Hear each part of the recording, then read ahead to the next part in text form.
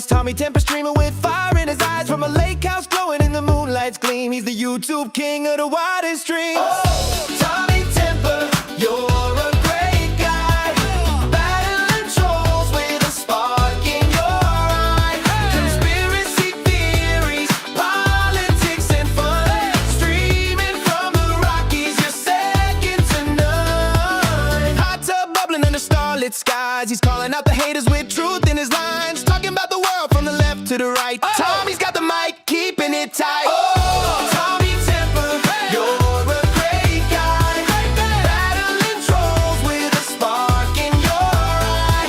Conspiracy theories, politics and fun, streaming from the Rockies, you're second to none. Hey, everyone. Lake house vibes where the mountains meet the stream. Thanks for joining me He's dodging all the today. trolls like a champion dream. From Alberta's heart, he's You got here lighting up just the in night. time. Tommy Temper's truth is his guiding light. With a wink and a grin, he's taking on the fight, spilling all the tea in the YouTube live. From the hot tub to the Rockies, he's living it free. Tommy Temper's the streamer we all wanna see. Oh, Tommy Temper, you're a great guy, battling trolls with a spark in your eye. Conspiracy theories, politics and fun, streaming from the Rockies, you're second to none. Good to see everyone. Good morning. Good afternoon.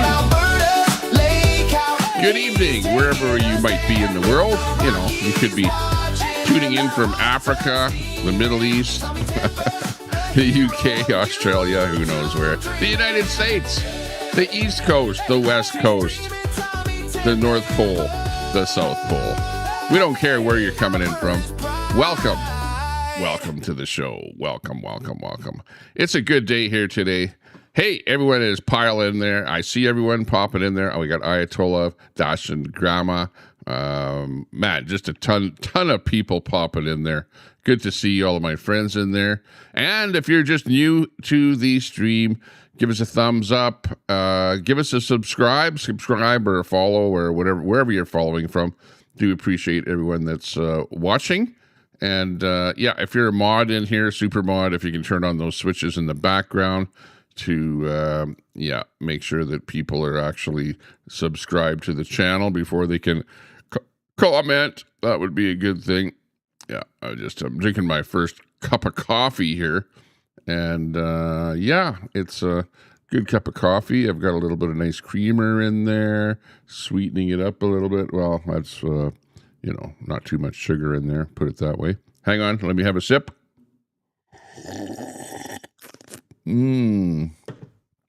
Oh, that's good. Yeah, I don't really like black coffee. Well, I better be careful with my words. This is 2026 now. It, people take everything that you say out of context, Yeah, back in the old days, it used to be like, how do you like your coffee? Yeah, like I like my women, or whatever, Yeah, that's just flowing through my head here. Oh, Tommy, racist right off the bat here. I don't believe it.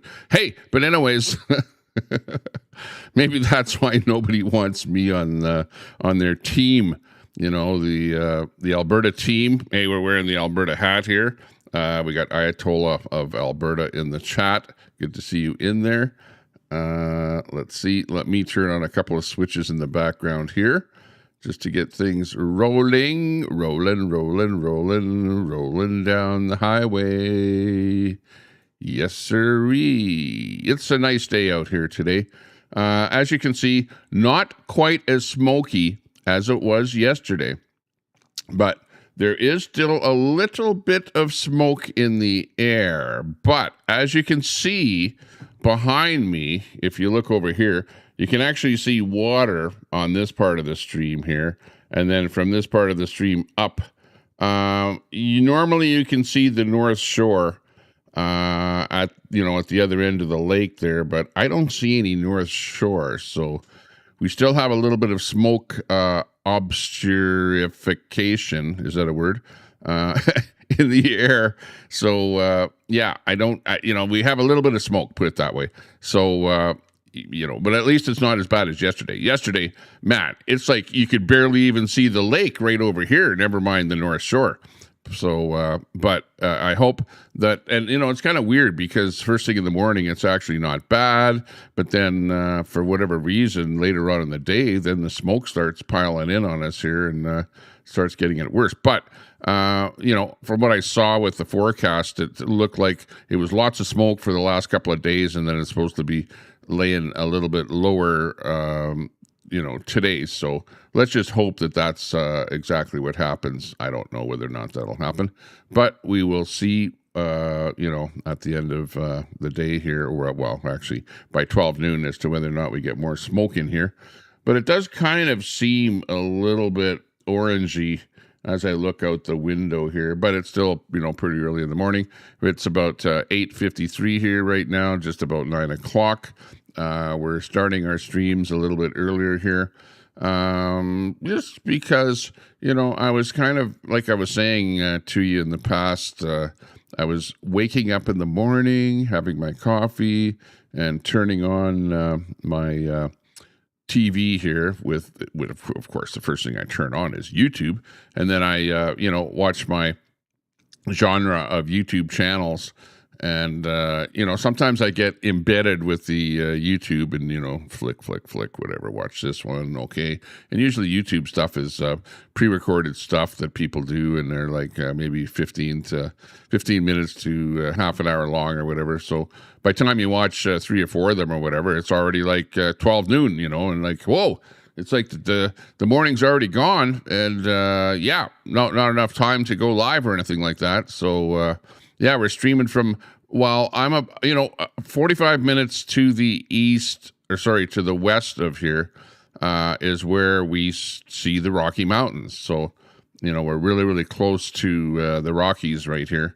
We're in the foothills of the Rockies. You will never see the Rockies in the background of my broadcast here, of course. But if I was to hop in my vehicle and go a little bit to the west, we would have the Rockies in the background.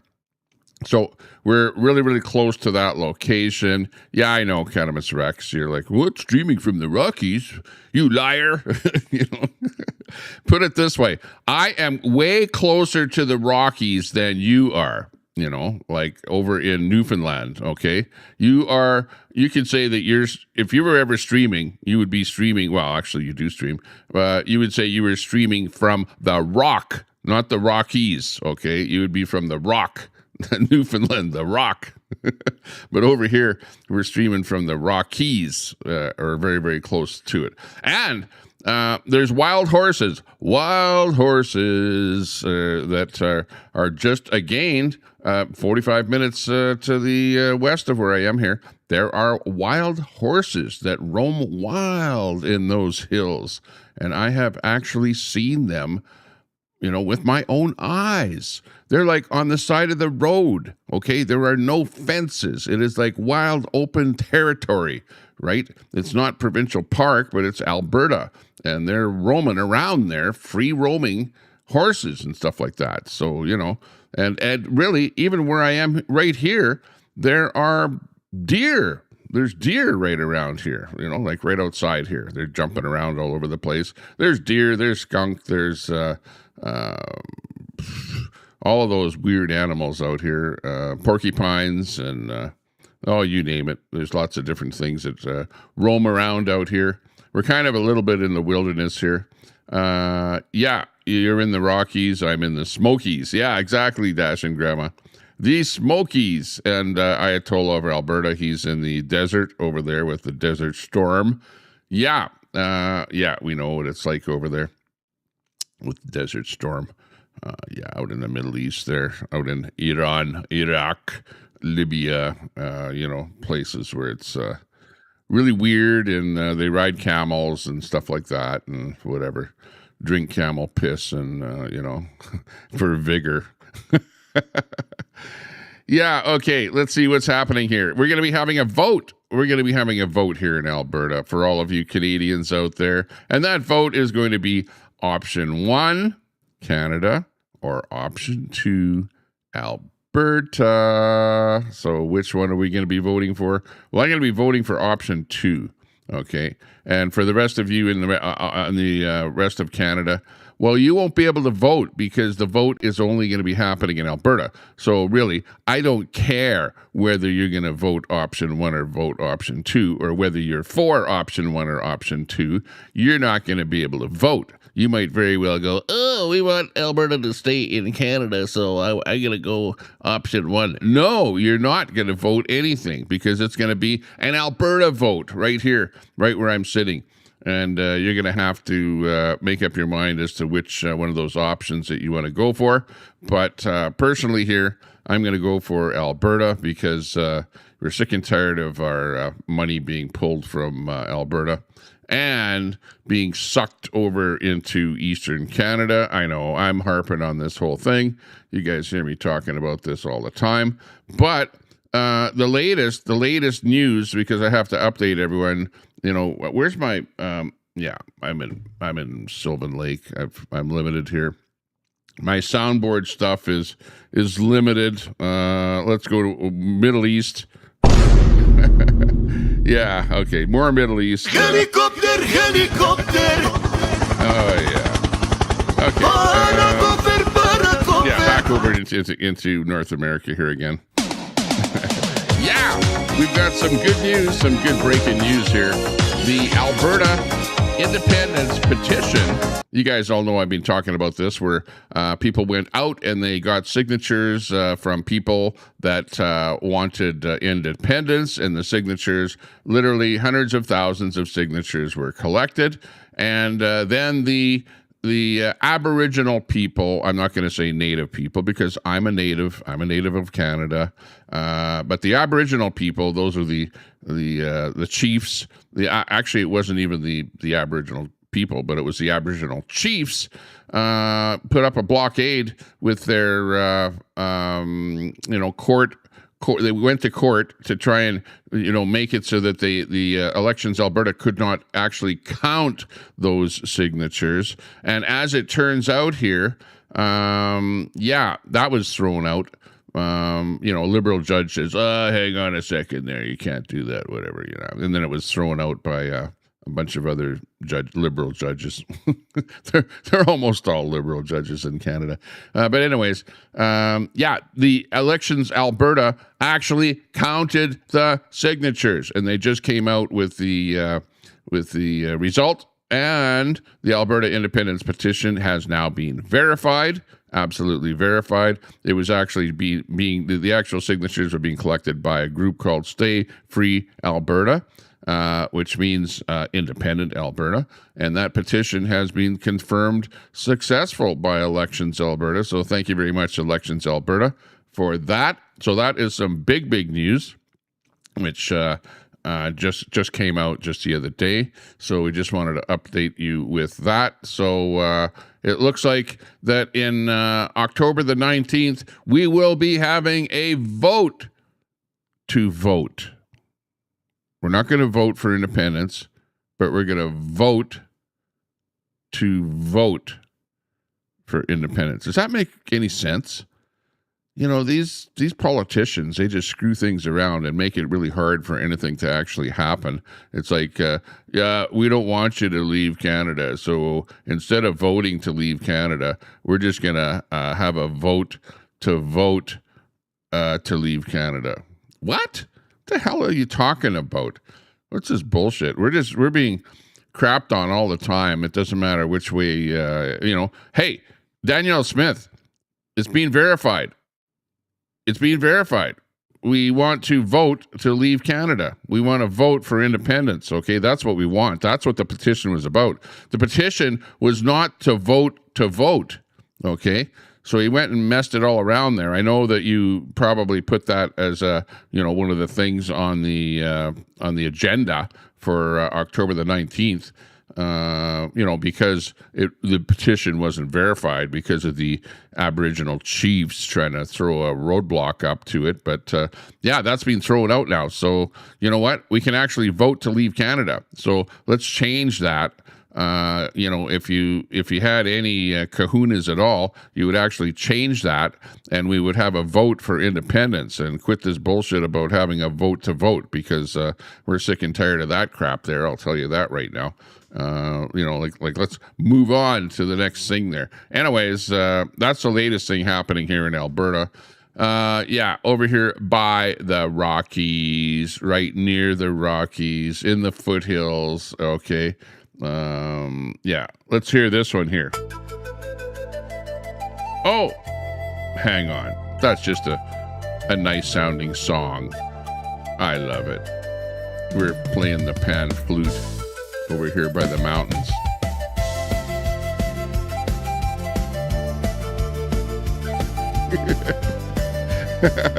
Stop it already. Quit having so much fun. You should be mad. You should be madder than hell, Tommy Temper, with your name, the Temper Report. Tommy Temper breaks it down. I'm getting a freaking high blood pressure attack here right now, and I just started my stream. Yeah, I haven't even had a chance to get mad at anything here yet, because the chat, you guys are trying to get me triggered. You got Catamus Rex there trying to get me triggered. Watch, Al Munson will come in there. He'll try and trigger me there too. And you got all these guys trying to trigger me here again. Yeah, am I day drinking? I am day drinking. I'm day drinking my pop coffee out of my pop cup here. I have to get a new cup here. But I like this cup because it's kind of a and look, it's pretty dirty in there too. Well, actually it's not too dirty, but it's stained, from all that coffee that I'm drinking out of here, because it's more of a pop cup, I guess. But it's one of these summertime cups where you can put your cold drink in here and it will stay cold for a long time. But in my case, it actually keeps my coffee hot for a long time without a lid on it. It's like it'll say hot in here, warm in here for damn near an hour or two till I'm finished drinking it there.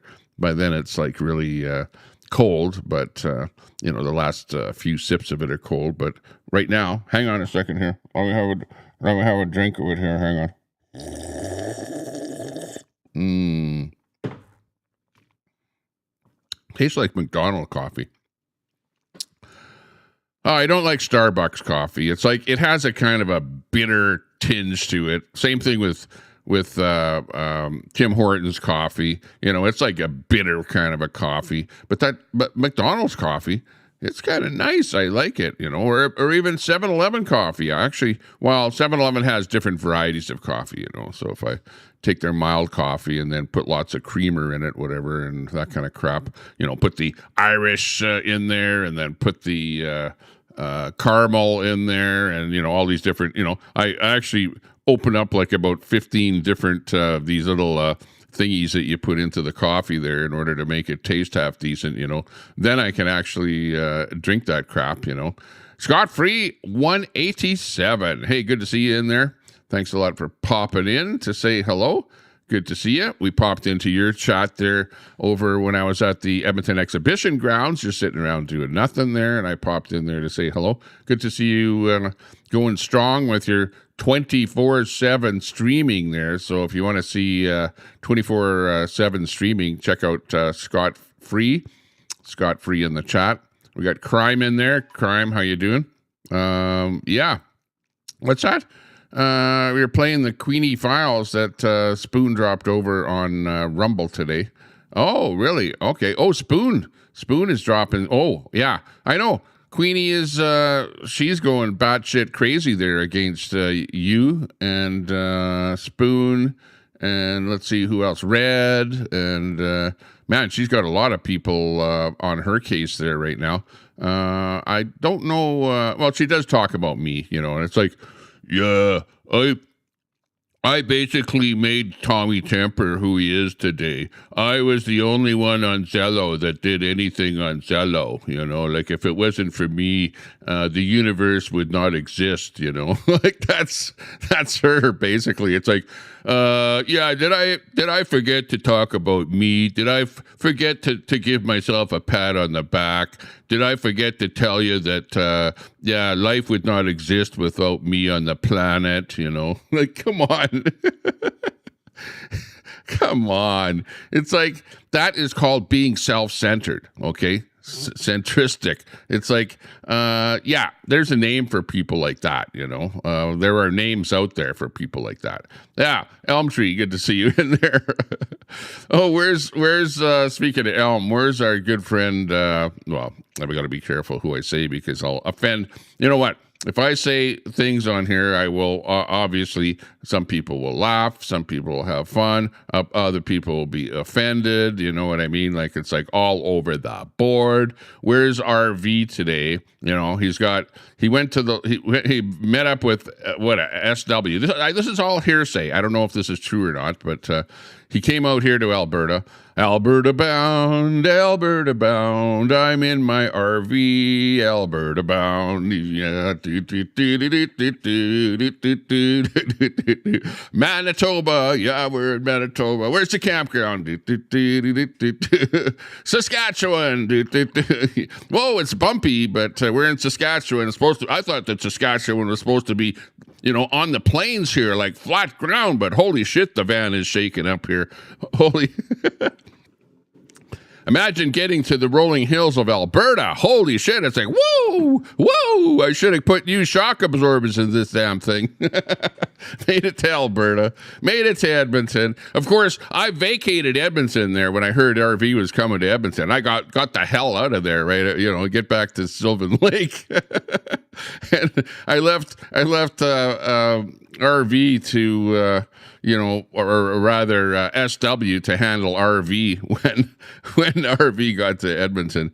And yeah. Oh, whatever happened to Railroaded? You know, I remember having a conversation with Railroaded, and she was asking me, you know,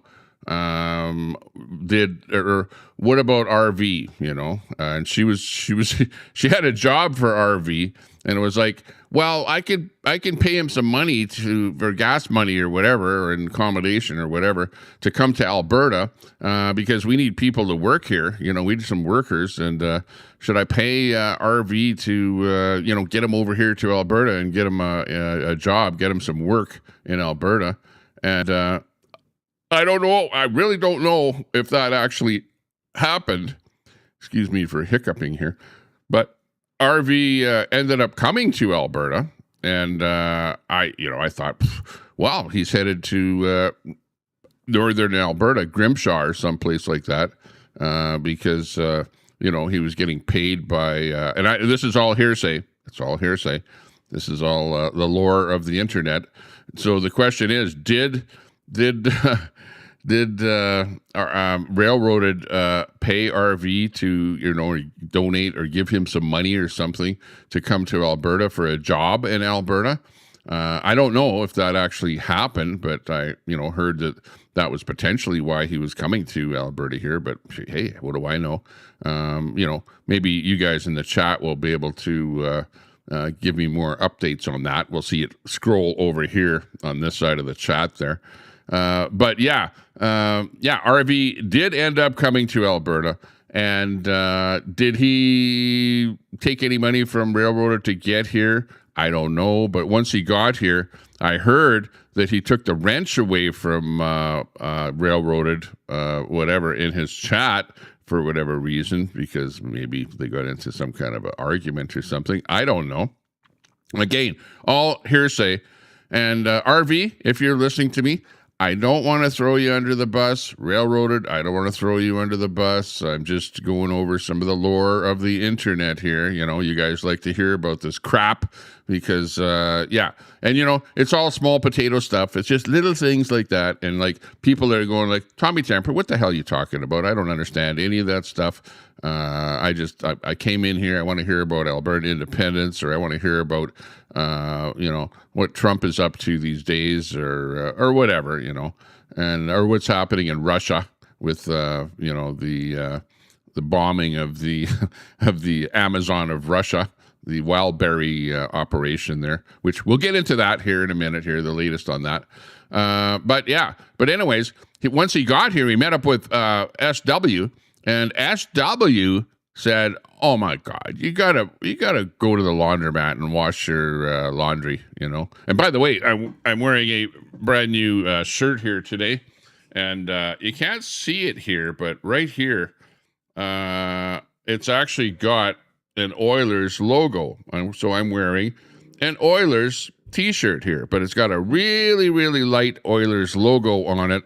And it's kind of a purple, little bit of a purple t-shirt here, because I've decided that because I'm out here, where it's sun, in the sun and the fun of Sylvan Lake, that that I'm going to wear light colored t-shirts because the sun is blazing hot out there. You're sweating like a pig in heat out there, if you're just out there, because I don't know what the temperature is going to be like. Lately it's been like highs of almost 30 degrees Celsius, which is pretty hot for up here in Canada.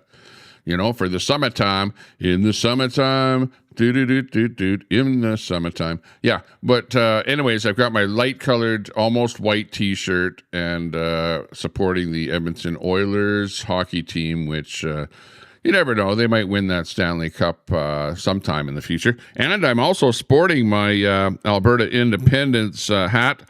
By the way, I had to put a little black piece of tape right here, because it was green. Where is it here now? Right here. I had to put a little piece of black tape right here because it was green. And if you know how this technology works, I use a green screen. So behind me is a green screen. I'm sitting in front of a green screen. Like, what you see behind me is not behind me. That's out my window, okay? The camera is that away, pointed out my window. But the green screen is behind me because I'm actually sitting in my studio. Of course, I'm looking out my nice window here, and I can see what it looks like outside, and it looks quite nice. But the way it works is the green screen is behind me. So if I wear anything that's green, it actually looks invisible, okay? So if I was wearing a green T-shirt, I would look like the Invisible Man with just my head bobbing around here. I'd look like a bobblehead. Red Mama, good to see you in there. We got Edward Cam in there. We got lots of friends in there. Good to see you all. I hope that you're all teetotaling or having your cup of coffee here. You go and get yourself a cup of coffee there, okay? It's 9:14 in the morning here. Mountain. Are we on daylight time? They keep changing it. It's either mountain time, mountain daylight time. I'm pretty sure it's mountain daylight time here is what we're on. Isn't it? Mountain daylight time? I don't know. But this is the last time that we're changing. We're now going to stay on whatever the hell time it is now. The government of Alberta has said, screw this bullshit about changing your clocks back, fall behind, spring forward. Yeah, I remember that much of it, but I used to be in the clock business, believe it or not.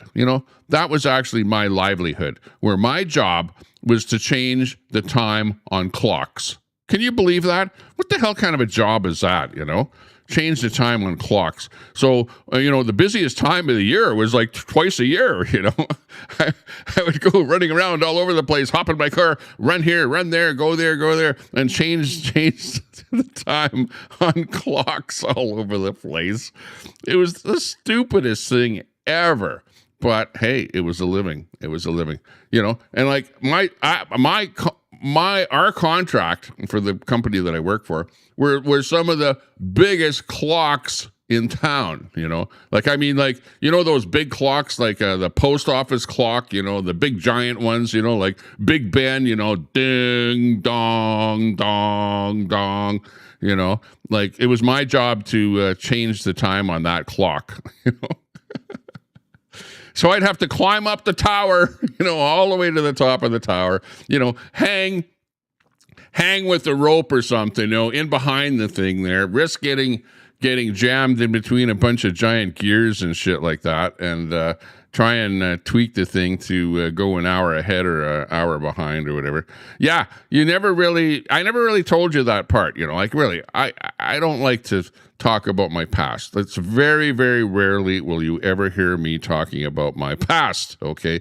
Because, the chat uses it against me. Like Catamus Rex, she'll be going back over to her channel right away and going, oh, Tommy Temper just admitted that he was into time, like, oh my God, he was a time addict at one time, I was into tweaking clocks back and forth, like keeping the world on time. Because back in the day, this is even before electronic clocks. They were mechanical, right? In the old days, clocks were mechanical, okay? And they were spring wound, electric motor, they were the type of clocks that, like your grandfather clock that had the pendulum and the pit and the pendulum and, stuff like that. The axe swinging, the giant clock with the axe swinging. And I had to whoa, my neck, holy shit, that axe almost got me there when I was just trying to tweak the time on the frickin' thing. But anyways, you can't make this shit up, honestly. But what does that have to do with anything? It doesn't. It doesn't have anything to do with anything other than, as I was saying, it's 9:17, and the time is going to stay the way it is right now in Alberta. So wherever you live, if you're on this daylight saving time stuff or regular time stuff, get rid of it. Just throw it out the window. You don't need that anymore because it really doesn't matter.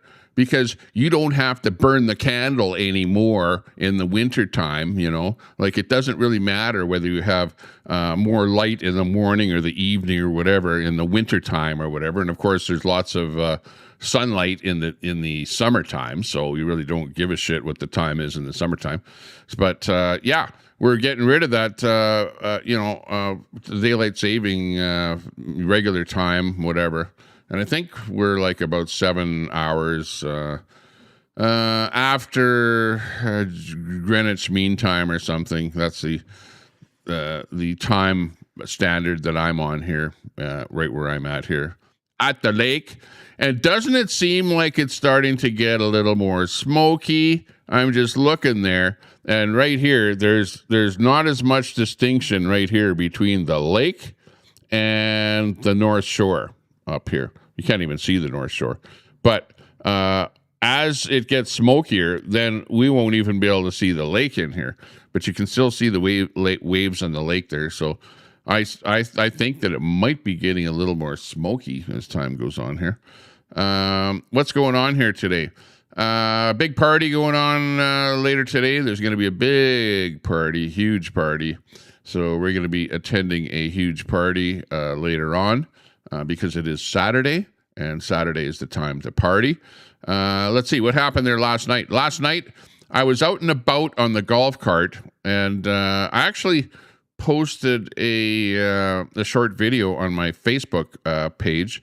And if you're at all on Facebook, go over to Tommy Temper. Just do a quick search for Tommy Temper. You'll find me on Facebook, and you'll see that if you're an addict of Facebook, that I do post little videos on Facebook. And there was a pepper spraying out here at Sylvan Lake. Oh my God, Little Sylvan Lake is turning into the big city here now because there's pepper spray action going on and little factions of gangs and stuff like that fighting each other, and the pepper spray coming out. And there was even some talk of some guns. I was just, this is rumor through the rumor mill. But as I was talking to people last night, talking to the pepper spray gang and stuff like that, the pepper spray gang.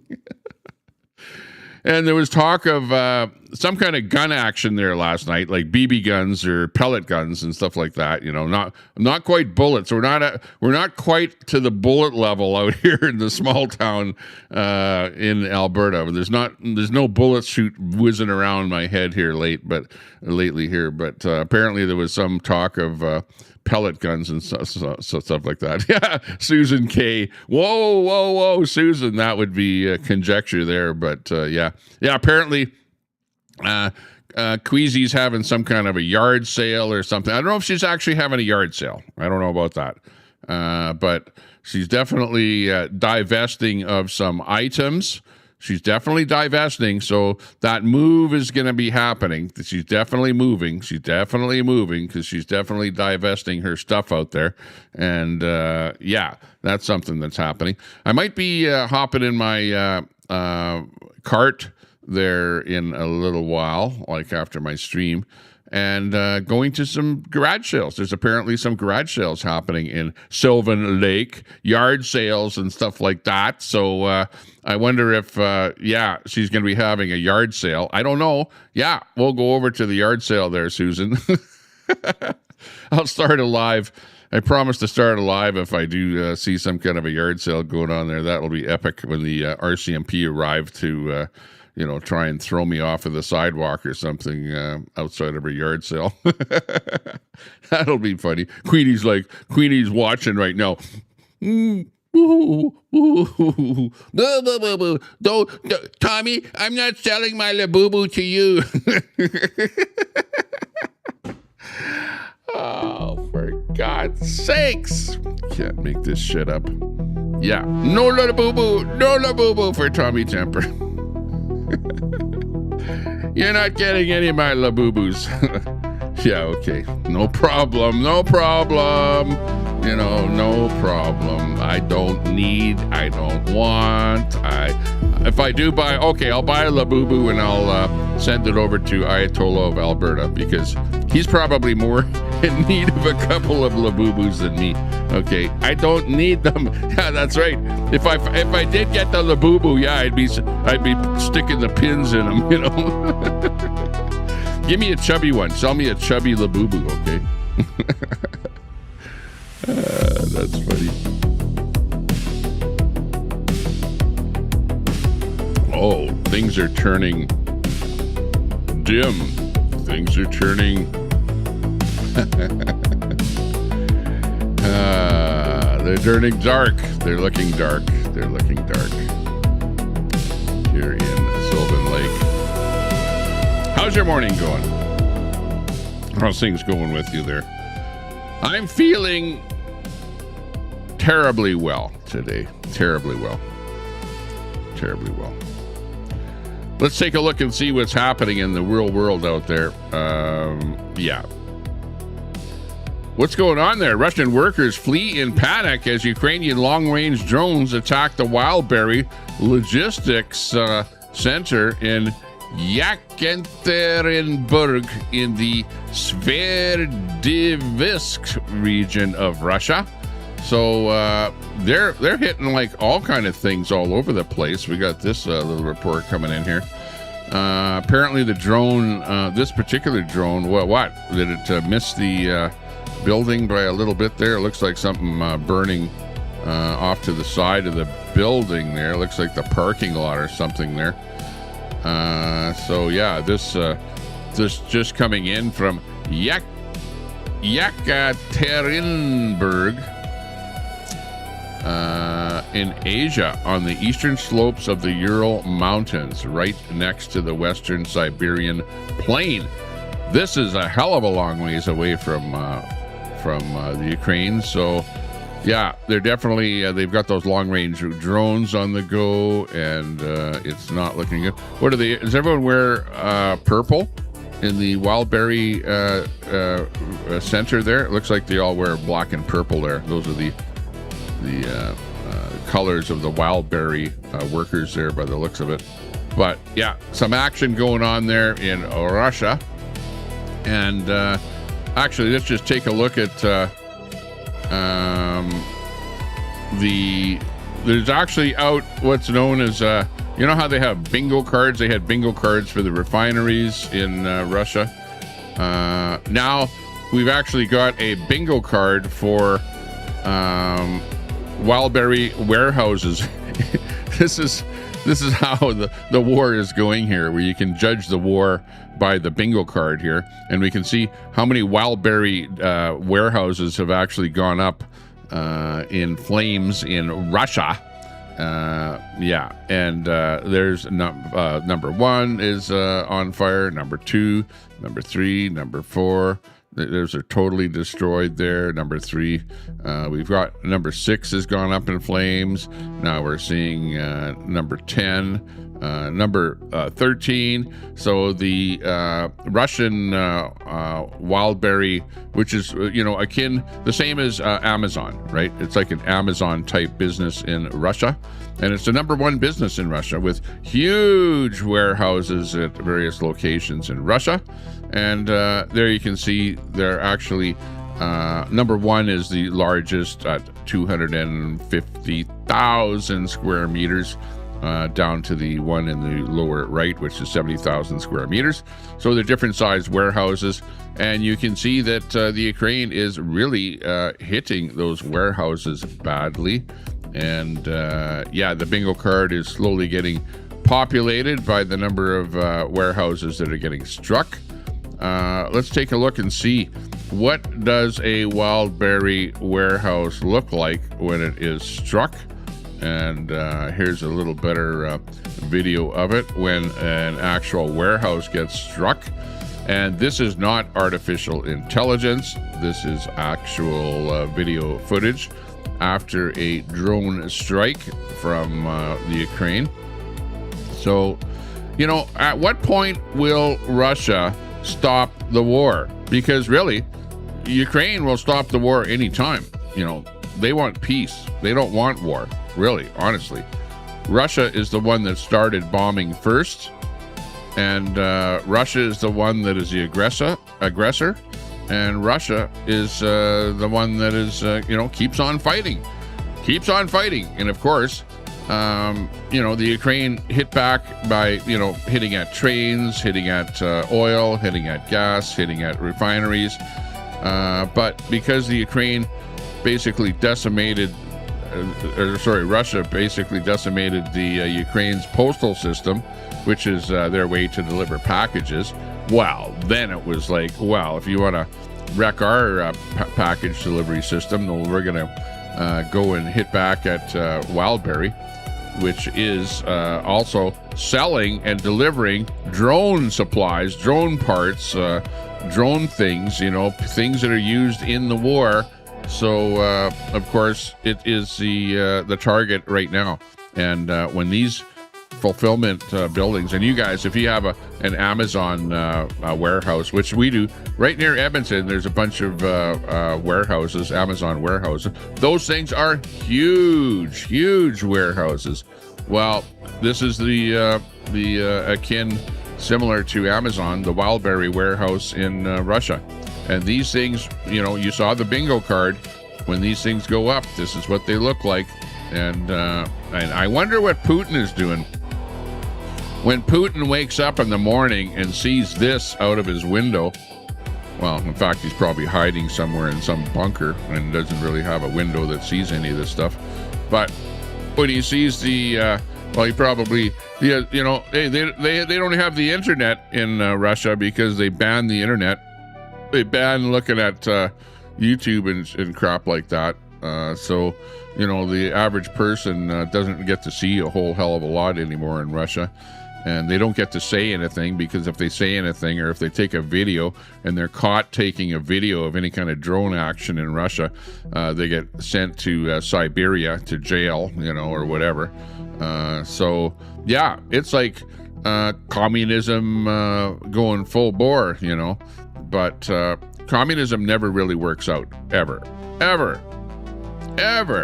And I know, because I've visited many communist countries.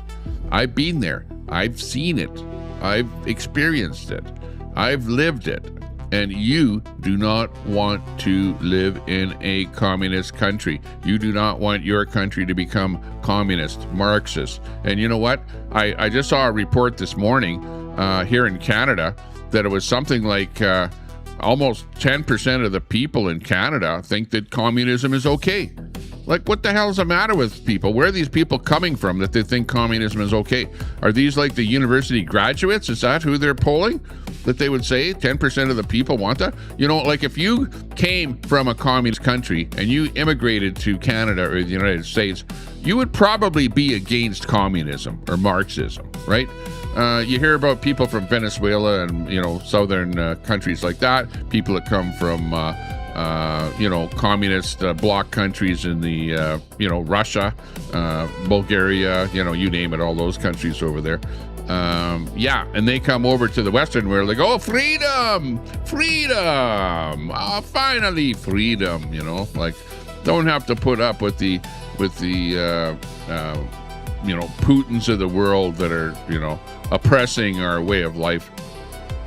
And then you get the university students that go, well, hang on, my professor said that communism is actually a good thing, and that even though millions of people were decimated, were killed under communism, the new communism is actually different than the old communism. No, it's not different. It's all the same bullshit. It's all oppression. Okay, you're not going to do well. Hey, Fry TV, good to see you. Troy's in there. We got lots of our good friends in there. Mama Red, good to see you in there. Old Goat just walked across the border and bought a house. Hey, good to see you. Good to see you in here. You bought a house. You walked across the border. Oh, I'll have to find out more about that one. Maybe Old Goat, you'd be a good guest on my show here, as a co-host or something like that. We'll be able to talk about what you think about what's going on. But I know that you're in Alberta. You're always hanging out in that lefties stream over there. You know who I'm talking. Ryan, I won't give him a plug for his show there. But the Ryan show, you know who I'm talking about there. It's like, I wonder if he's for communism there. He's probably pro-communist. Pro-communism, him and Johnny, yeah. We're moving to Russia. Yeah. We're podcasting from Alberta, but we're thinking of moving to Russia. Yeah, good idea, Ryan and Johnny. But anyways, I'm feeling good today. I'm on a bit of a rant here. My blood pressure is at about a 50% level, like 5 out of 10, 10 being, like blowing up frickin' a blood vessel in my head or something here. Okay, let's see what else is happening here in the world. Kuwait, military hostile drones have struck the Al Abali crossing. So you've got Iran is sending missiles over to areas where the Americans have military bases, whatever stuff like that going on there. The U.S. Central Command, let's see what they have on the go here. Here's the latest on the U.S. Central Command. Here's the story coming in from Fox. Let's bring this one up here. Let's see what's happening over in the Middle East from the American side of things. What do they have to say about what's happening in the Middle East? Got some breaking news right now. The Strait of Hormuz has been, of course, been a big sticking point in the negotiations with Iran. So right now in Islamabad, talks are underway. And this is a live look of the strait, shows how much traffic is being limited as Iran tries to control. Not much going through that little choke point there. Moments ago, CENTCOM announced that 2 U.S. Navy-guided missile destroyers conducted operations to begin clearing mines in the strait. That is happening right now. For more, let's bring in former Energy Secretary and former Texas Governor Rick Perry. So I just want to get your initial thoughts on this, that CENTCOM is saying they've sent in 2 Navy destroyers now to set the conditions to clear the mines. What's your observations from Hang on. They're clearing the mines. The oil's not going to be flowing too soon over there. And I was just looking at a graph of U.S. oil reserves in the United States, and the graph is on a downward slide. So oil reserves in the United States are actually going down, and the price of oil is going up. And there is no agreement with Iran to open up the strait to allow more oil to flow into the world. So, yeah, in the United States, in Canada, we're faced with rising oil prices. The barrel of oil, both WTI and also on the European side, are going up. I don't know what the WTI price is here, but last time I looked, which was whatever, yesterday or the day before, which was about $90 a barrel. So it's definitely, it dropped down to about $70 a barrel, right? That was the low one. And they go, yeah, we got a deal made with Iran. But now it's like, well, Iran is still fighting back, And at the moment, the whole thing is that you can bomb the hell out of Iran, just bomb the hell. But really, is it going to really stop Iran from bombing if they have a big stockpile of launchers and bombs and drones and all kind of crap like that? It doesn't take much to stop a ship from going through the strait. All you need is one drone, one boat drone or one aerial drone to hit that tanker, and it's out of commission. It's just a big sitting target. It is the hardest thing to move through a strait of water, and that is just a little strait there. So you can bomb the shit out of Iran, but still, you have to pretty much extinguish them. Take them right out completely. Take the country out. Take those the Islamic regime right out of power, which is going to be extremely difficult to happen. And until that happens, you're not going to be able to stop the ships in the strait from getting bombed by Iran.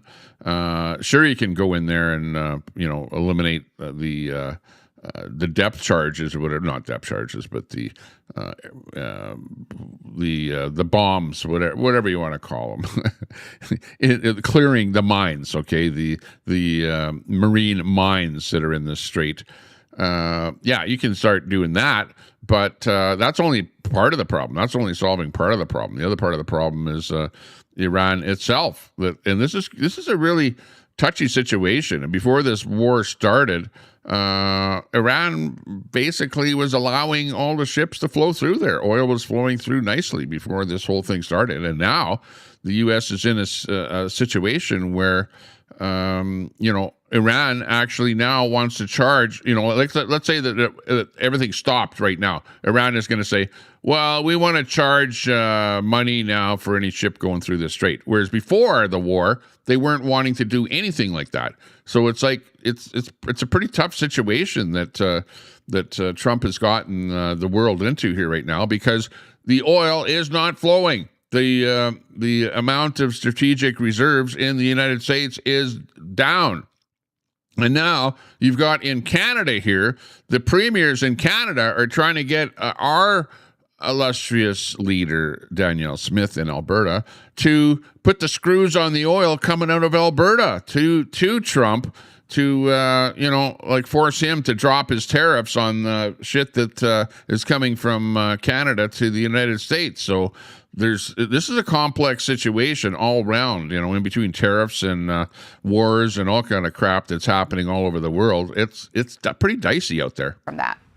Well, this is the type of activity that needs to happen, quietly, thoughtfully, forcefully, imposing, keeping that international waterway over. One of the things that's going on here, Aisha, that's really important for everybody to understand is that the Iranians are trying to change the rules of the game, turn this international water into controlled passage, a zone of controlled passage is the wording they're trying to use. And you can bet China's watching this very closely, because obviously if the Strait of Taiwan even makes this more interesting from the standpoint of future movement of oil,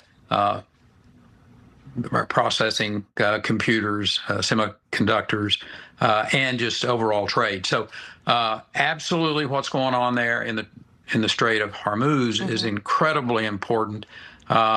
It's kind of a test case, though, for what can go on in these other maritime choke points.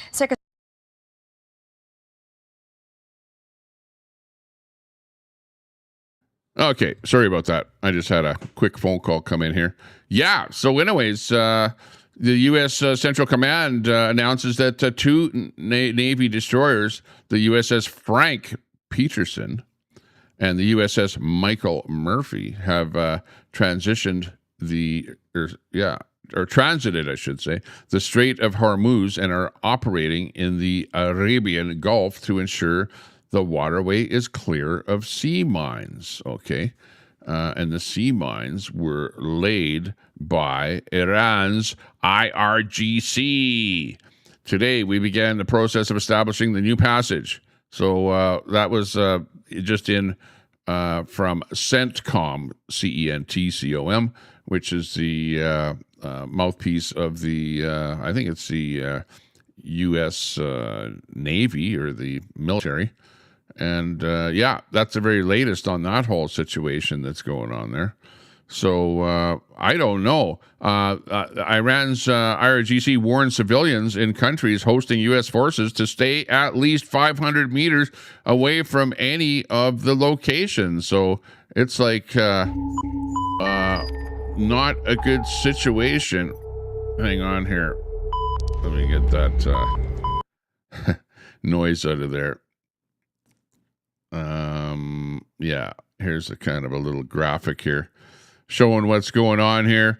They're really watching what's going on over there. Iran is saying that they're going to potentially be bombing things maybe in Jordan, Syria, Kuwait, Bahrain, Saudi Arabia, United Arab Emirates, any of those countries over there where there are military bases, U.S. military bases.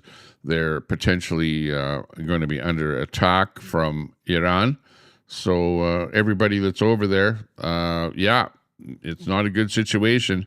The war is still on, and really, at what point do you think that whether or not they're going to be sending forces and be boots on the ground in Iran? Iran is over to the right of the video here, and this whole area that we're looking at here is subject to being under attack by Iran. So it's a tough situation over there. We'll have to just be kind of monitoring this, and it might be a long time before things actually happen over there. Before things level out and before ships are again carrying oil. But in the meantime, Canada has lots of oil. We have tons of oil here in Alberta, just tons of oil. But we don't have pipelines. Sadly, we don't have pipelines, and we don't have ships to carry it to other places in the world. We don't even have a pipeline. We don't even have a pipeline across Canada, for God's sakes. That's how foolish everyone is here. It's because, over in Quebec, no, that's dirty oil. The Alberta dirty oil. We do not want the dirty oil. No pipeline. Ford, build us a pipeline. We need a pipeline, but cut off the oil to the United States. We'll cut off the energy to the United States. We want, we want Trump to cut those tariffs. And oh man, it's just a weird situation that we're in here now. So it's like everything is all intertwined. Susan says that secondary passage they're considering hugging Sudan won't be problematic either, right? Yeah, exactly. Well, you have the Houthis, in Yemen that are hammering stuff over there. It's just a sad situation over there, and in which, of course, they're being funded by Iran and probably have stockpiles of munitions or whatever, bombs and stuff like that were probably supplied to them by Iran even before the war started. So ongoing situation. And here are some of the shots. This is not good here. Shots coming in here. Breaking. Massive devastation reported at Iran. This is shots from inside Iran at Tabriz missile field in East Azerbaijan. Oh, actually, no, Azerbaijan is not in Iran, but it's in one of the Middle East countries there. So this is Iran shooting missiles over into the other Arab countries. Azerbaijan province, heavy airstrikes. Early reports indicate the facility is completely destroyed and non-operational. Plumes of thick smoke fill the sky. So, apparently Iran still has missiles, still has drones, still has munitions like that, and are able to shoot and fire back at places where there are military bases and things like that located in various countries in the Middle East. So there's evidence of that whole thing happening. On the other side, we can show you videos and stuff like that of the U.S. hitting within Iran. Stuff like that is happening. So, it's just plain pretty sad what's happening there. And it is ongoing. We're going to be seeing more and more and more things happening like that. So there you go. Back in the United States, quick story in here from the United States. We've got this story coming to us, which is ICE. What about ICE? I know some of you are like, oh, I hate ICE, and other people are, I like ICE. ICE is great. Of course, they're the part of the United States that are trying to round up illegal aliens and are, turfing them out of the country, basically now remember, they don't just turf people out of the country. They go in front of a judge, and then the judge says, well, you're an illegal alien, so you need to leave the country. That's the way it works. But just listen to this guy on the camera. He's actually videoing the ICE agents that are arresting an illegal alien, okay? And this brainwashed idiot on the camera here that's doing this video gets right in the ICE agent's face, all because Democrats propagandize him that he's some kind of hero protecting his neighbor, even after the ICE agent clearly explained that the woman is being arrested and is an illegal immigrant with a prior record for aggravated assault with a deadly weapon and has already been deported once, and this moron keeps aggressively confronting them. So, let's watch this little titty here coming to us from the United States of America. Check out this story here. What happened? She's under arrest. For what? She's a criminal alien. For what? And she's been convicted of crimes. For what? What crime? What crime? What crime? What crime? She's been convicted of aggravated assault with a deadly weapon. She's not allowed to be here, and she's been deported previously. She doesn't have no documents. No, she hasn't. Yeah. Aggravated assault? No, this is not correct. I have her whole rap sheet. I've been following her forever. Go. Forever? No, you lying. Come on. This is not true. Would you like me to post a rap sheet on your phone? I'll post a rap sheet for you. Come on, let me see. No, let me see the evidence. No, let me see the evidence. If you don't back up. Let me see the evidence. Back up. Let me see the evidence. Let me see the evidence. Back up. Back up. Let me see the evidence. I said back. Let me see. I said back. I said back. Bro, I said why back. you hit me, bro? I said back. Why'd you hit me?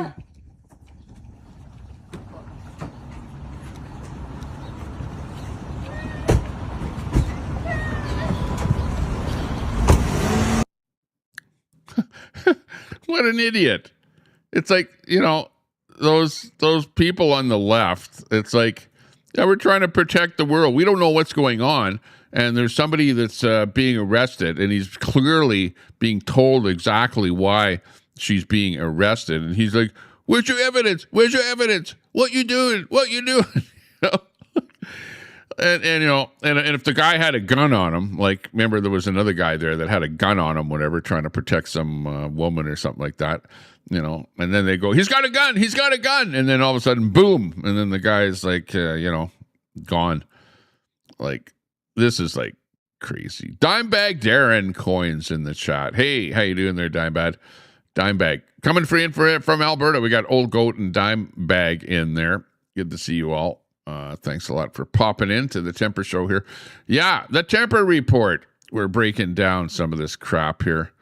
This is like absolute craziness here. Oh, the world. Yeah. Whatever happened to common sense? Oh, I got this story in here. This is I actually I heard this one the other day. You know, like him or hate him. You know Kevin O'Leary from the Shark Tank, from the Shark Tank series. You know, he's like, he made a bunch of money on I think it was some kind of a company, like a software company or something like that. He, you know, ended up becoming a very, very wealthy person. So he invests in other companies and other, you know, people that are doing their stuff. But he has a bit to say on what's happening with the future for Canada and the United States. So this is actually kind of interesting what he has to say about this. So yeah, just listen to his blurb on this whole thing here with the future of the United States and Canada. This is kind of an interesting take on what the future might be. So after all this stuff, you know, remember, Trump is not going to be the leader forever. You know, there may be somebody else that takes over that isn't quite as stick in the mud, so much into tariffs and stuff like that. But Canada does need the United States. We know that for sure. You're our largest trading partner. And the United States does actually need Canada. You need our oil. You need our natural resources. You need our minerals. You need a lot of things that we have here in Canada. So we're kind of symbiotic, Canada, where we rely on the United States for, protection and stuff like that. But also the United States needs our minerals and oil and stuff like that. Let's listen to Kevin O'Leary here. He does make some common sense here, you know, whether you like him or not. Well, I have some very good news for Canadians. You should consider your passport a stock certificate for the future, because there is no country with wealth like this one. And here's what's going to happen in the next 20 years. I can practically guarantee this is going to happen. This tiff, this dispute with our largest neighbor to the south, is going to disappear out of economic necessity. We will somehow combine these two economies, not with sovereign designation. Canadians will remain Canadians, Americans will remain Americans. There will be an EU passport you can pursue eventually. We will diminish and resolve and eliminate all tariffs of all commodities across that border to create an economy that can spend 5% of its GDP defending itself against China, because they have a plan. They're going to come over and they want to become the number one economy on earth. We have to remain that with our version of democracy and freedom of speech and the things that Canadians and Americans believe in and have for hundreds of years. We too, it may not be under Carney, and Trump may not be under him, but I guarantee you, combining the two economies to a common currency, a common EU type passport, and keeping sovereignty is the solution. And you will see it in your lifetime. I guarantee it, that's going to happen 100%, because it has to. Otherwise, the Chinese are going to be telling you what to have for breakfast in 20 years. Well, yeah, is Canada going to become the 51st state? I don't think that's what he's saying. But, Canada likes to be Canada. You know, Canadians, we like to be Canadians, well, if you're in Alberta. Albertans want like to be Albertans before they like to be Canadians. We may become the, like the trio. Well, actually, it'll be the four amigos, right? Alberta, Canada, United States, and Mexico. The four amigos. Yeah, that's my prediction. But we have to be able to get along. You guys need our oil. You don't want us putting a big tax on our oil, a premium on our oil, where we go, well, you know what, you got to pay an extra 25% for our Alberta oil here, and all of a sudden it's like you guys are like, what the hell is that all about? No, maybe we better reduce those tariffs to Canada, so we can lower the price of that oil. There's that whole thing. But this whole thing will probably blow over. I know that Trump wants to bring business back to the United States. And, manufacturing. It's all about the manufacturing thing. But the United States needs natural resources. Canada has natural resources. We've got a lot of natural resources.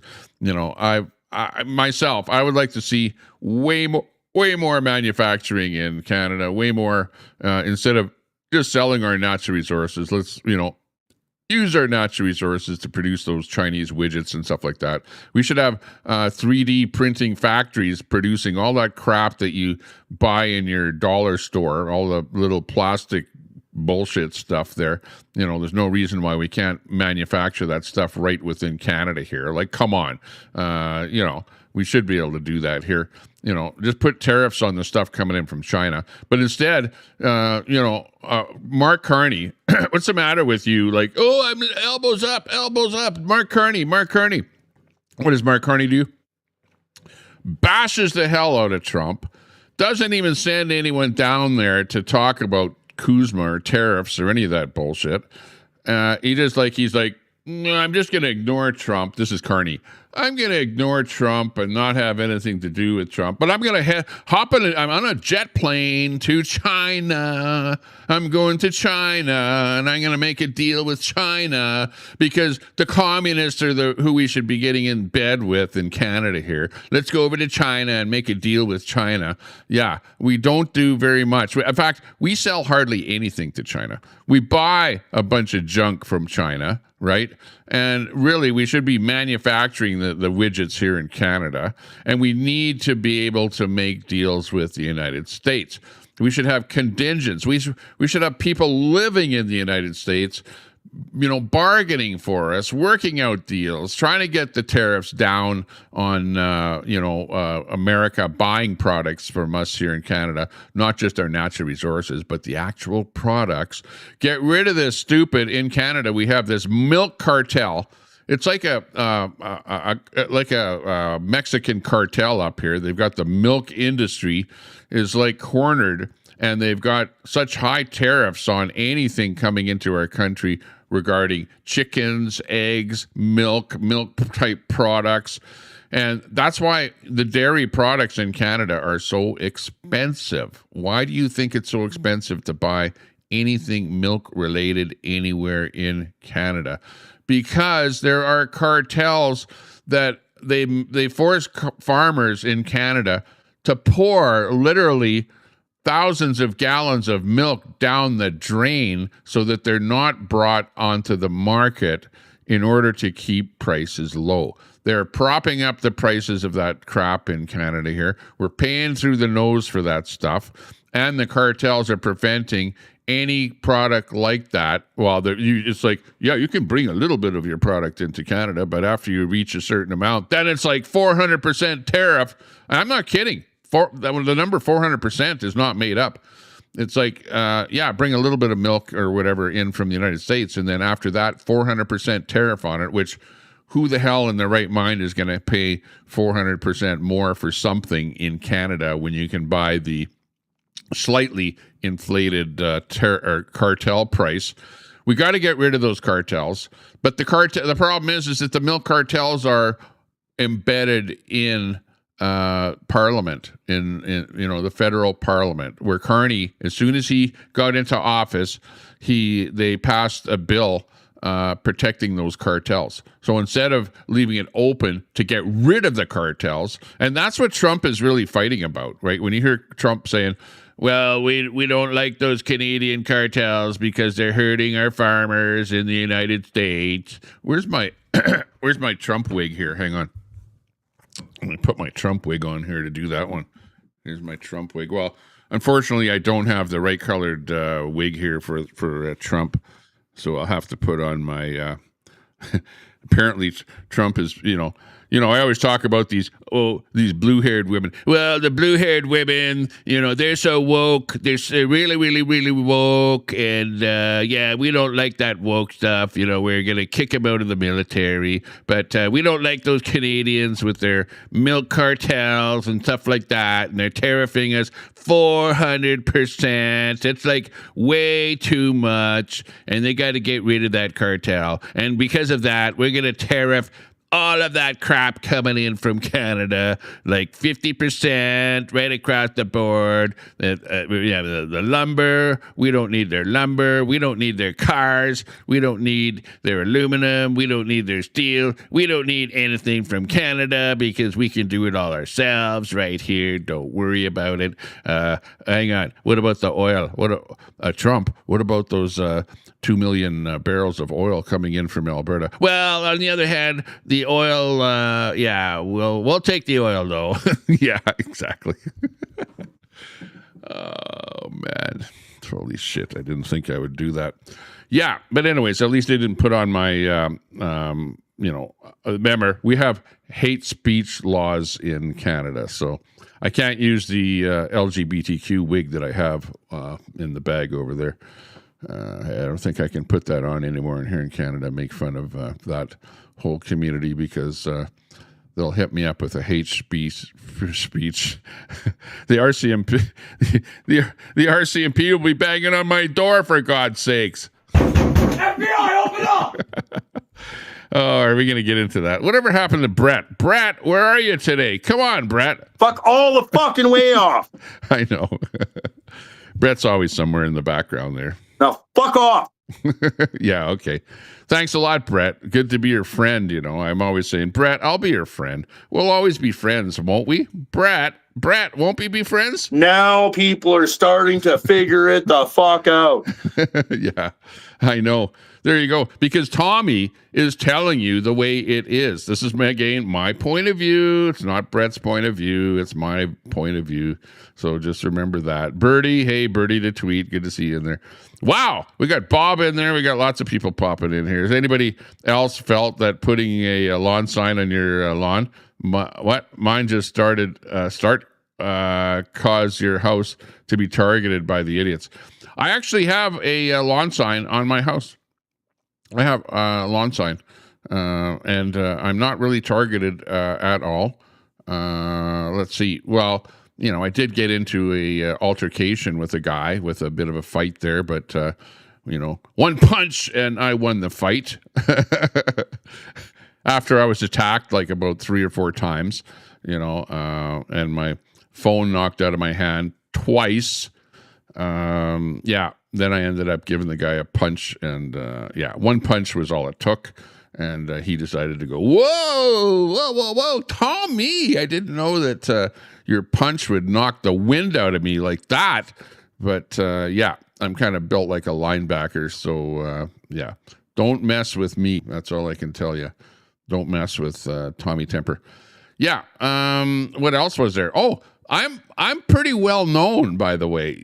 I didn't think that I was as well known as I was, but somebody showed up from the mainstream media at an event that I was at, not yesterday, but the day before. I talked about this yesterday, and we were sitting there having a conversation. Mainstream media gave me their business card. I'm not going to even say which mainstream it was, but it was the largest. Let's say the largest in Canada here, and they gave me their card. I won't out who it was or anything because I don't want to get them in trouble. But I said, yeah, I'm Tommy Temper. And they go, Tommy Temper? Oh, wow, I know you. That's going like, oh, wow, okay, well, that's pretty cool. So, I'm a little more well-known than I actually think. You know what I mean? Because I was at a table of people sitting around there, and there was about 10 people at the table. Only one of those 10 people did not know who I was or never heard of me before. So, hey, when I do videos and 500,000 people watch the video, that's 500,000 people that hear who I am. So, I'm maybe not on YouTube. YouTube, I'm just a small potato, but over on Facebook, holy crap, we're really getting well known there. Like I say, I get 2 million views on Facebook every 28 days, like clockwork. It's been happening like that. So I'm pretty. I'll give myself a little pat on the shoulder over that, where things are really building up over there and getting quite the audience, and literally. Thousands of people are, following me over new people every month. So that's actually going really like gangbusters there. I really like that. U-Haul, thanks a lot. Thanks a lot for popping in here. People pop in like late in the show here. We've been live for 1 hour and 18 minutes already. It's 10:05 local time here, Mountain. We're in the Mountain Daylight Time, I think is what we call it here now. And I think we're going to be sticking to Mountain Daylight Time. We're not going to be changing our clocks anymore. And we're sticking to the time that we're at here. Again, 90 going north. Yeah, exactly. We're getting lots of views here. Yeah. I like that. Tommy Temper's my favorite porn star. Tommy, if you buy a Queenie Labubu that smells like weed, I swear I'll donate $100 to Sylvan Lake Food Bank and the cost of the stinky Labubu. Susan, you're funny. I like that. Her house is up for sale. So I was thinking for contacting the realtor. In fact, I'm not going to say whether I'll leave it up in the air. I'm not going to say whether I will or won't, but look forward to it happening there. But holy shit, can you imagine the smell? Like when the walls are going to be black in that little room where, she sits there in the dark and behind her, it's like dark blue. But, that room has to be completely coated with black smoke, like completely, with the amount of hot knife action going in there, like hour after hour after hour, 24 hours a day. Holy shit. It's got to stink to high heaven with all kind of smoke in there from like weed and, sage and, and cigarette smoke and like all the rest of it there. Holy jeez. Like I was saying before, that whole house is going to need about 5 coats of alkylate oil-based Kills paint, first of all, to seal all that smoke in. And even then, it's not going to get rid of the smell. If there's any carpet in there whatsoever, you're just going to have to huck it right out of there, because there's no way you'll get that out of the carpet. And it's the place is trashed. When people do stuff like that in a property, it's trashed. By the time they move out, it's trashed. You're going to have to spend thousands and thousands of dollars on getting rid of carpet and crap like that, and Kills, and you can't put Kills on, like, if there's any kind of white, or not white, but wood grain baseboard or anything like that. How are you going to have to paint over all that stuff there? It's and ceiling, the white ceiling, if it's got any kind of white ceiling in there, oh man, you're going to have to go with multiple coats of if you've ever done that, which I have, I've had to look after, smoking, like major smokers in home. And one coat of paint doesn't do it. And these days with this a water-based paint, that doesn't do it. You have to use a special, really, really expensive brand of paint called Kills, Kilz, if you know anything about it. And one coat of paint doesn't do it. And don't buy the water-based Kills. That won't do it. You need the oil-based paint and multiple coats in there. And it's just hell warmed over. And then you still have the fixtures are all coated with smoke, the light fixtures. It's just I just hate that kind of stuff. I'm living in a beautiful newer home here right now that it's a great place. I love it. It's an upper end place with 10-foot ceilings and a nice fireplace and a hot tub, and nobody was ever smoking in here ever before. It's lovely. I love it. I love it. I got a deck. I can go and sit outside, take it easy, have a little beer, something like that. By the way, we're having a party. We're having a party tonight. So we'll be inviting people over to the party and having a few brew, drinking a little bit. I don't know if, I would really, really love to do a party video. I would love to do that. But I think that I would be doxing myself, doxing my location, doxing my friends. And for that reason, I'm sort of, if I go away from here and I'm in my cart or something like that, riding the golf cart around town or something like that, we'll do a video. But I'm even leery of doing live videos over at the beach there because, the people in this town, there are so many Karens out there.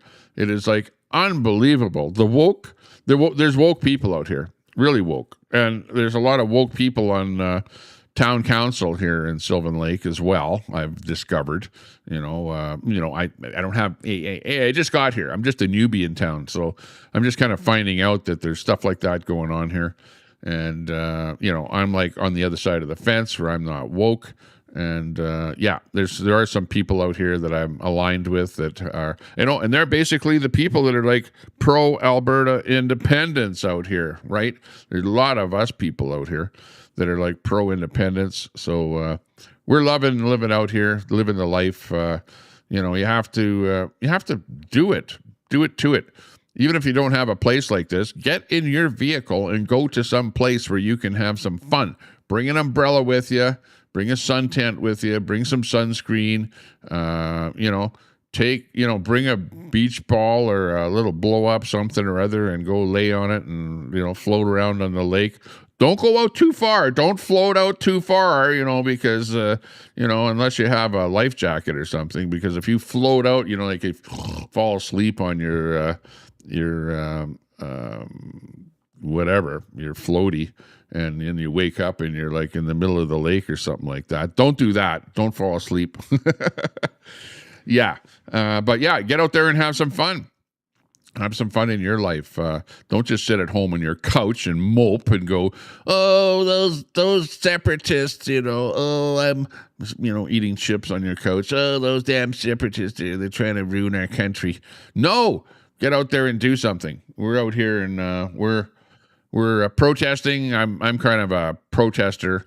I like to, but early on in life, I didn't give a shit about politics. I didn't care about left, right, center, liberal, conservative, Republican, Democrat. I didn't care. When you're young, you don't care. And that's why people go, well, where are all the young people?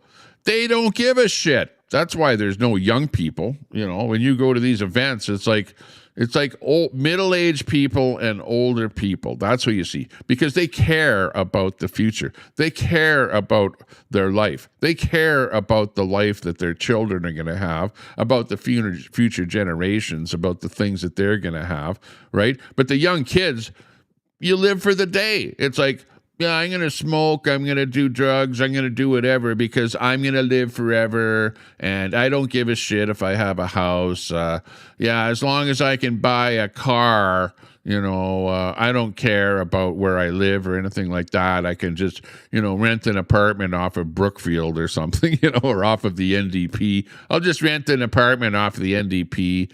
And, I don't even care about a job because I can just go on welfare and get some free money,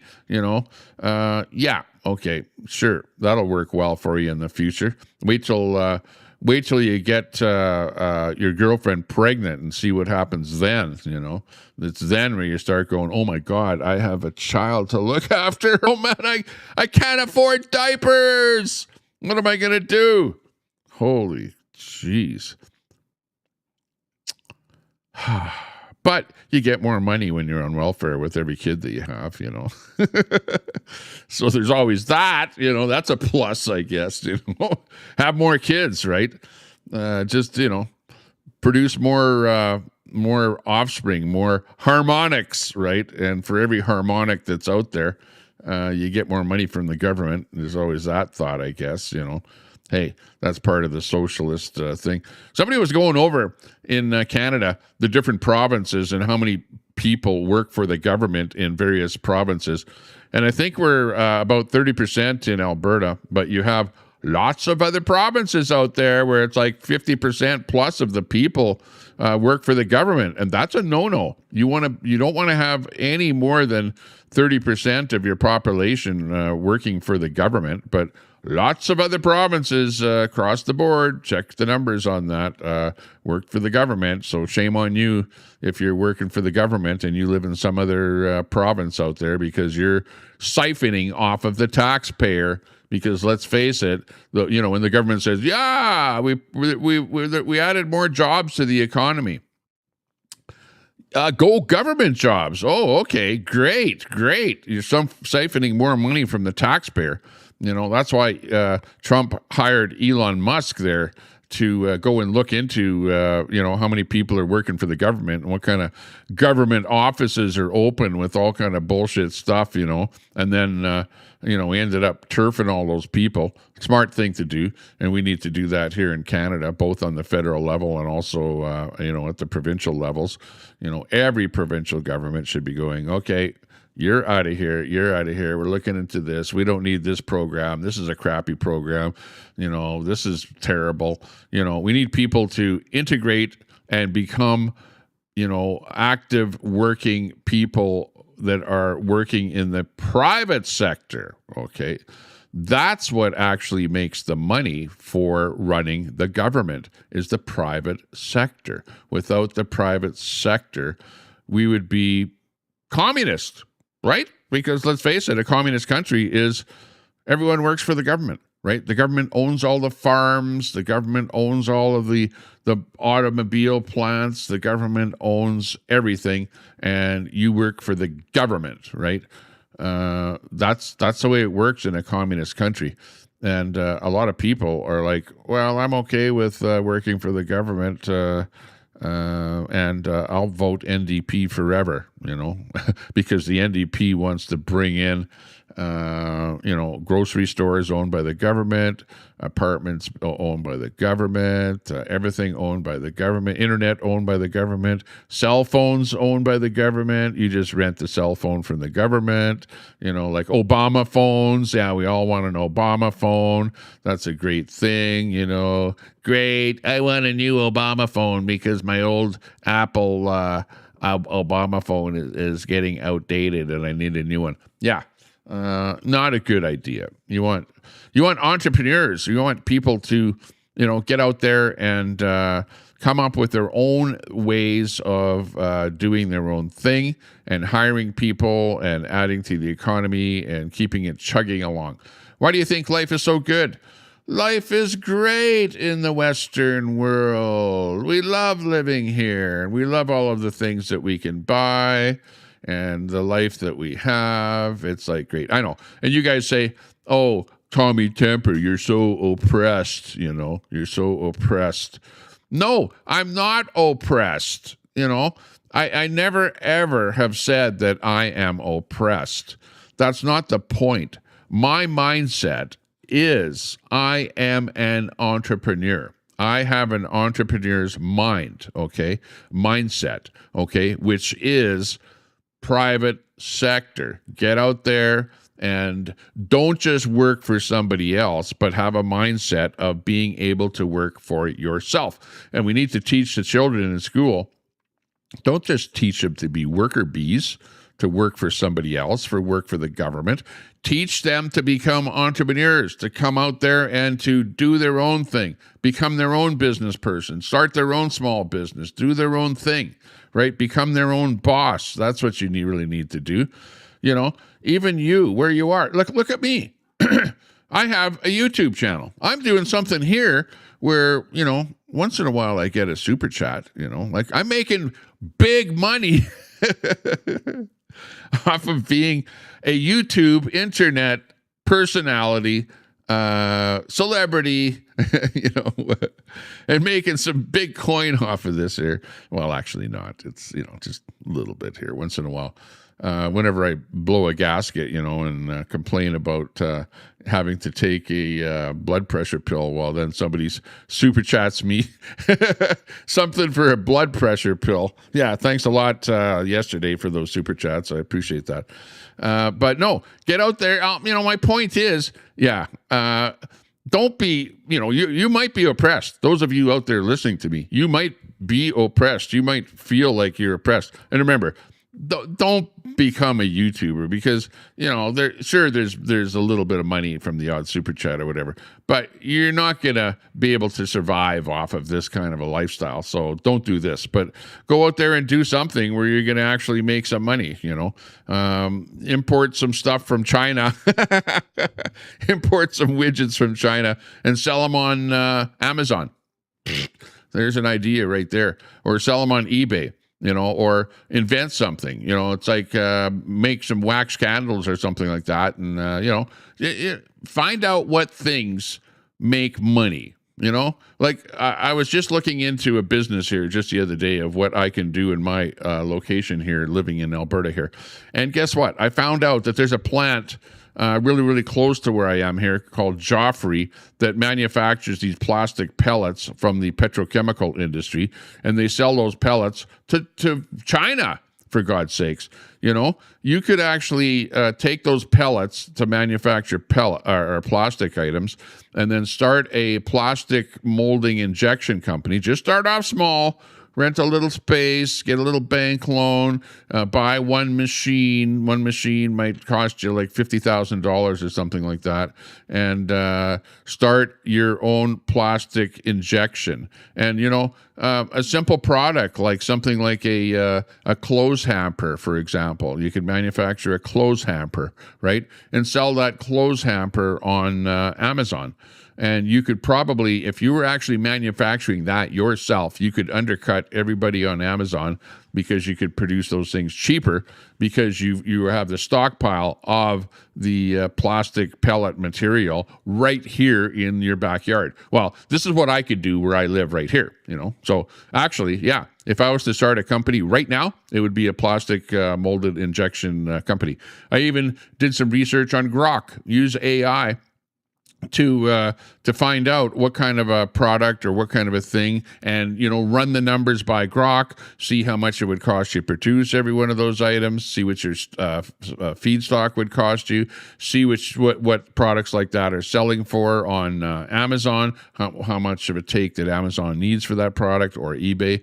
And run the numbers. AI is like, hey, great.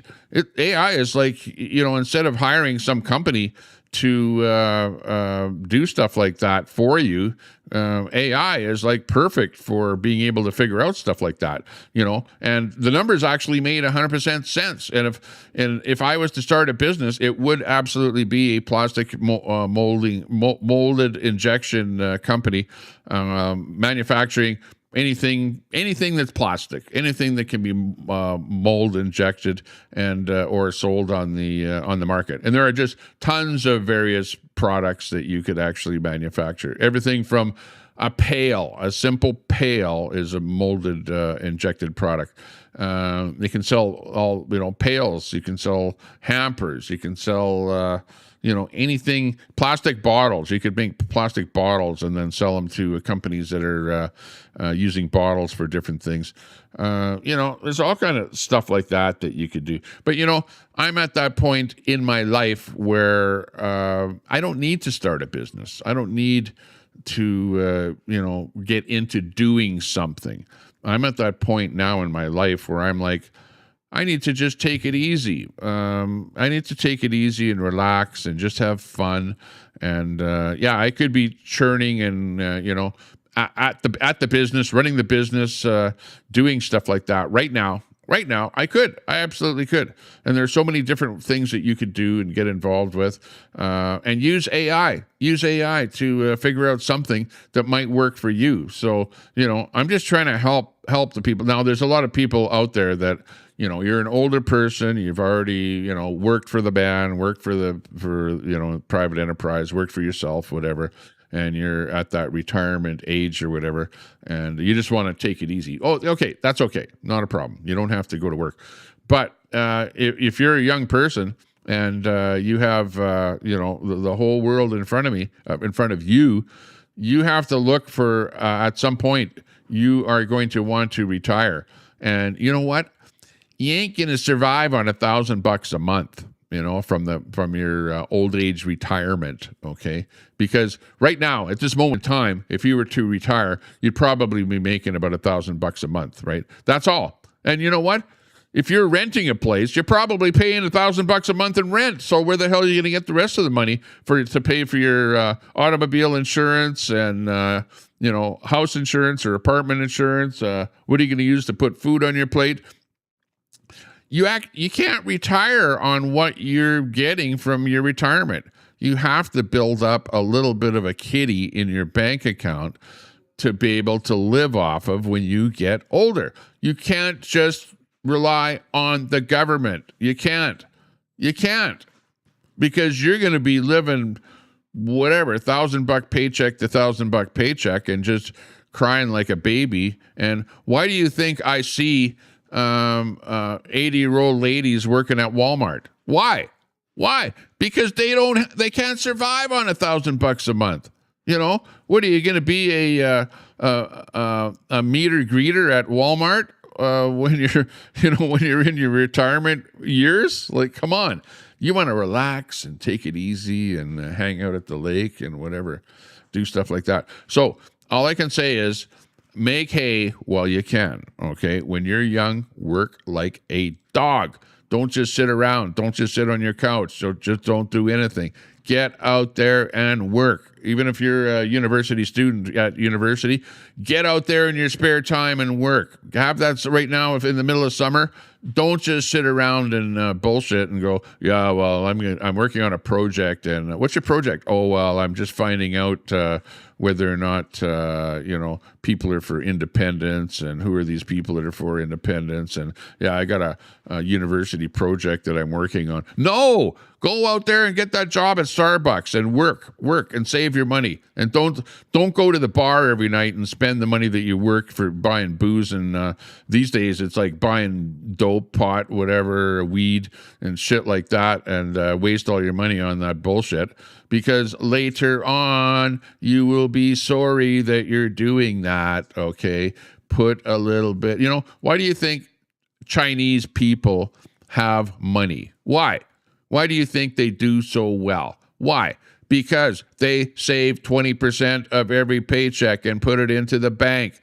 They make sure they've got, they save money. They have a mindset where they train themselves that every dollar that they make, 20 cents of it goes into a bank account, and they don't touch that bank account.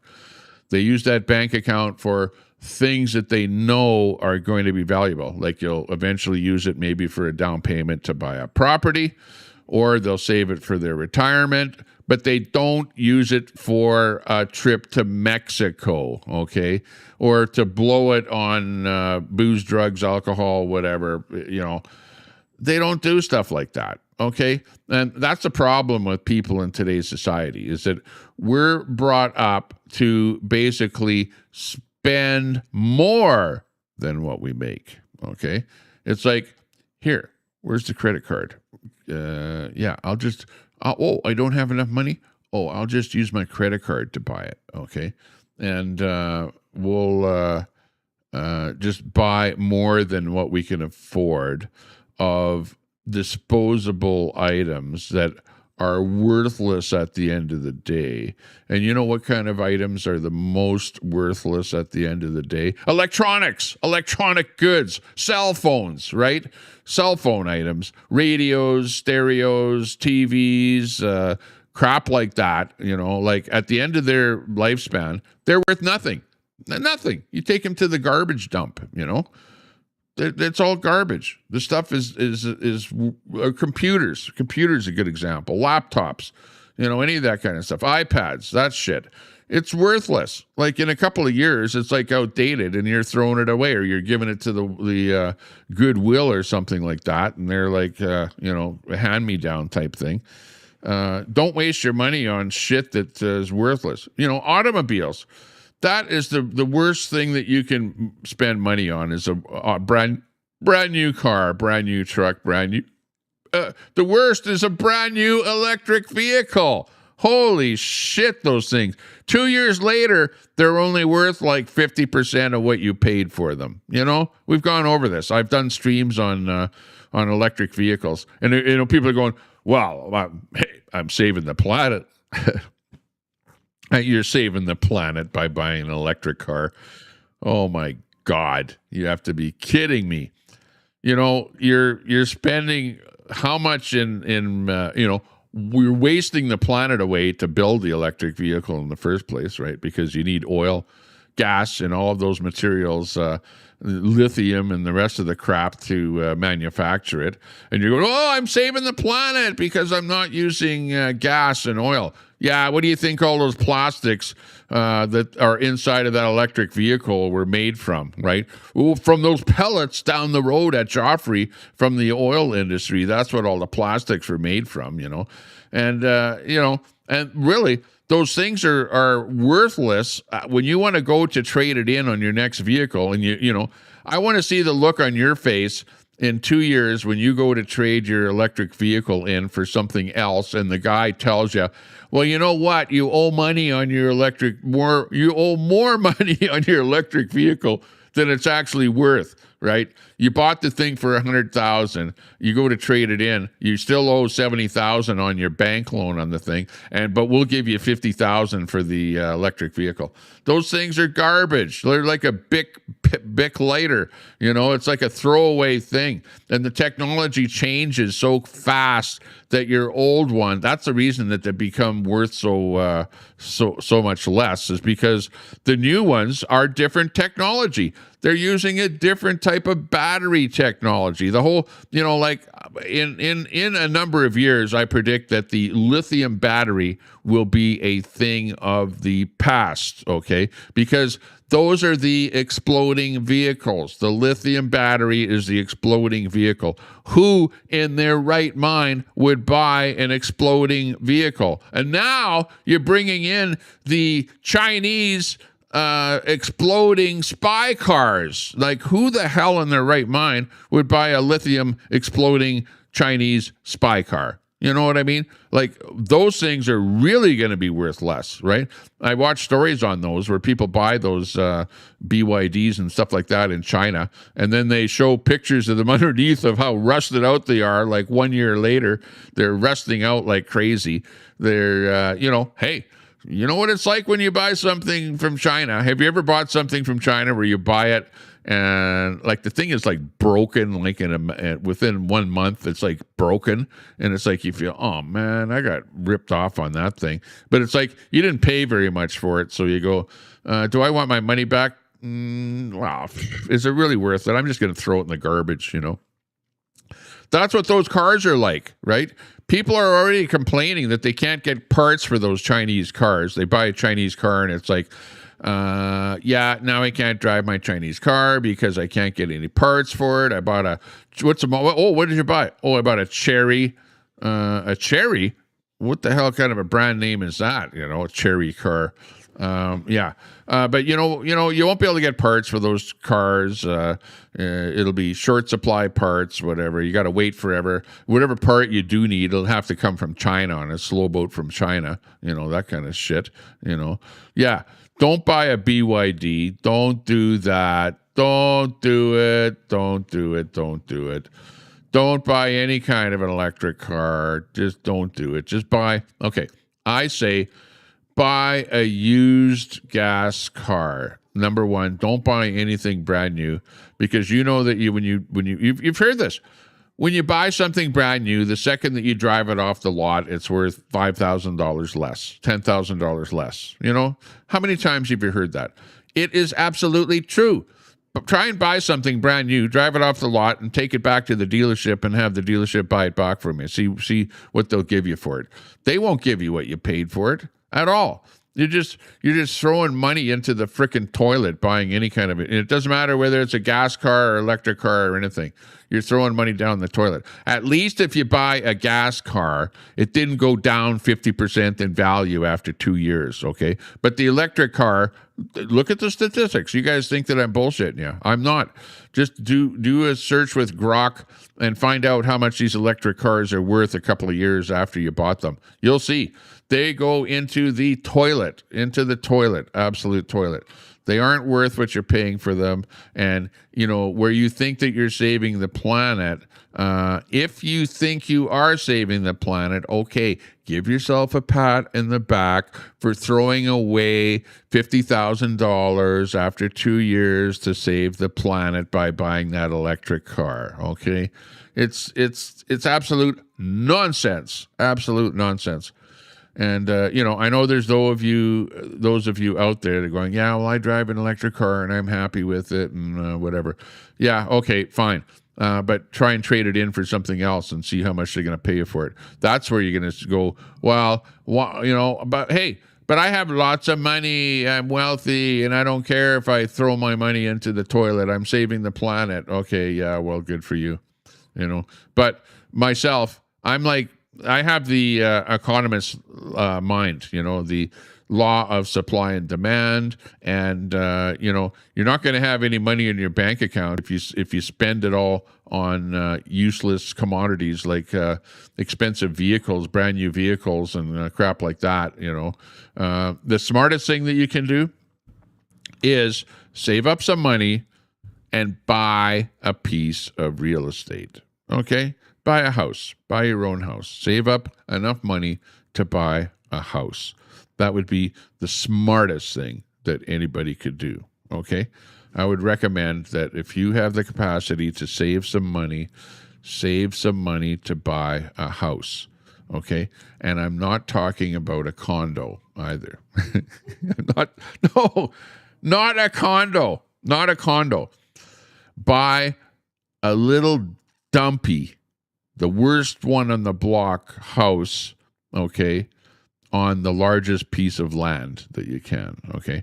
Because it's not the little pie in the sky that's going up in value. It's the land that it's sitting on that goes up in value, okay?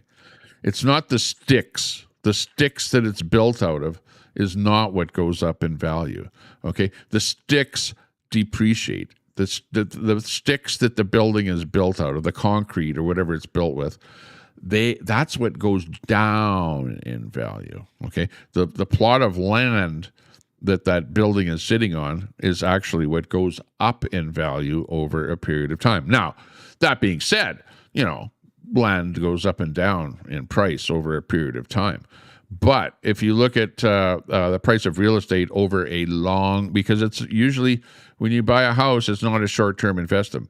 It's a long-term investment, and you know, you can look at your own ups and downs and say, okay, where are we in that market? Are prices going up or prices going down? Because when prices go up, well, they eventually retract, right? And then they go up again. But it's like this. It's like up a little bit and then down, and then up a little bit more and then down. But, you know, like over the course of time, prices go up.